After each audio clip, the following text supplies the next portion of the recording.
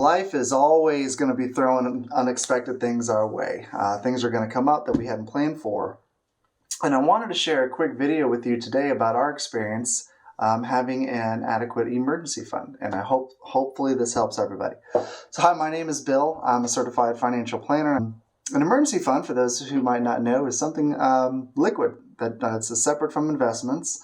It's in a checking, savings, money market account, something you can get very fast. And the main goal is not to make money, but it's to be there in the case of a rainy day. So our story starts in March of 2019. Our dog, Max, escaped from the yard, and unfortunately he was hit by a car.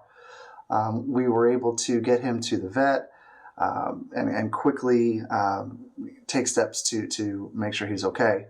The initial cost was very high. I think the initial cost was around $10,000.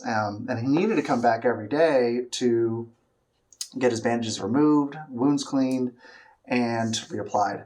So that was every day. And then it went to every other day. Then it went to a couple times a week for a couple months.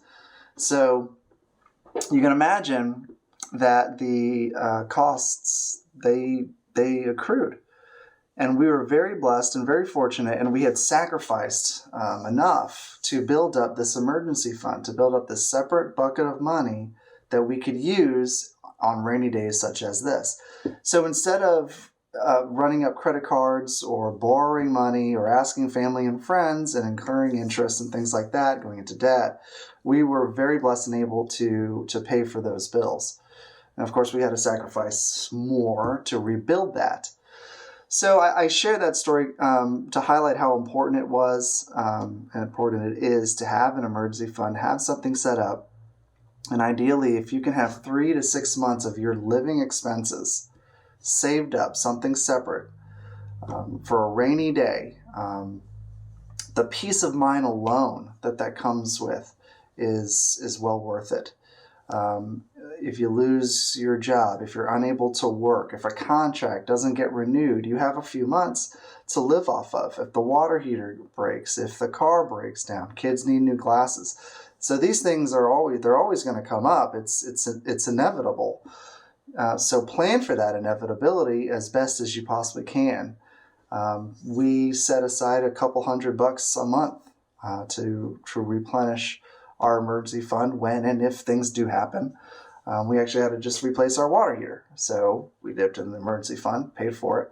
Now we're putting back in. So do what you can, $25, $50, $100 a month, however it may be. You may need to look at your cash flows, see where you're spending money, where you can trim back a little bit. But that's always the first goal when meeting with folks is how is their emergency fund doing? How's that liquid bucket of money? So I hope that this helped you. I always try to use stories when getting a point across. I feel like it's a real world example. So again, my name is Bill. I appreciate you guys stopping by, and thanks for watching. Hopefully this helped.